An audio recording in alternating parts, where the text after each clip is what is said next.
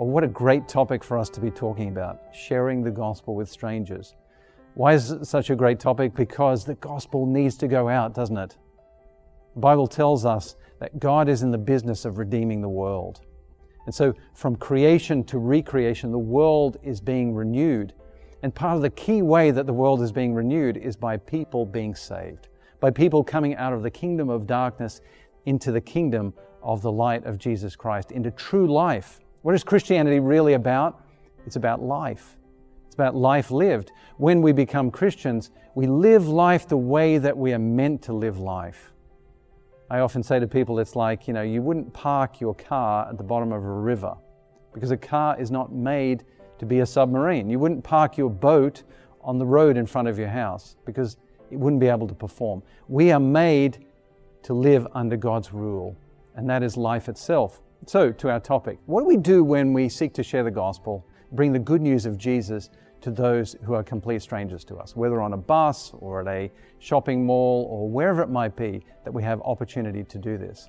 Well, there's a few principles that I want to talk about. The first one is prayer. Pray for opportunities. What I have often done in the past in my life is prayed for opportunities and for the grace to take them. So often I think to myself, the Lord's going to answer that first prayer. He wants to give me opportunities, but will I take them or will I see them? And so the grace to take them. So we're committing the whole thing to the Lord in prayer. Sharing with your neighbor begins with praying in the morning for opportunities for that day to share the gospel with your neighbor.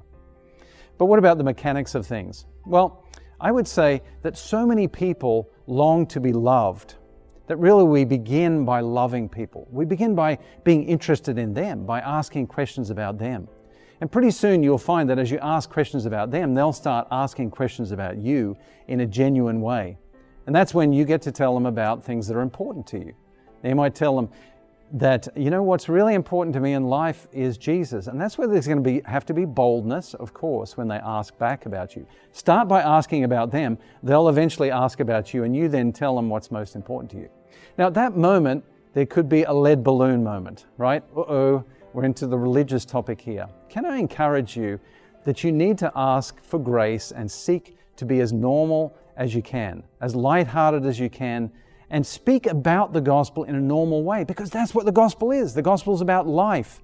So often when we have an opportunity, it's like we're kind of talking and then suddenly we see there's the opportunity before us and we kind of panic. Think this is the big moment. If I blow it now, the Lord's not going to be happy. Hey, the Lord is just happy that you have been willing to pray about it and you've been willing to seek out and share your faith with others. So be natural, be normal. Talk honestly and transparently about your struggles and your failures. It's not about you promoting yourself, it's about you promoting Jesus.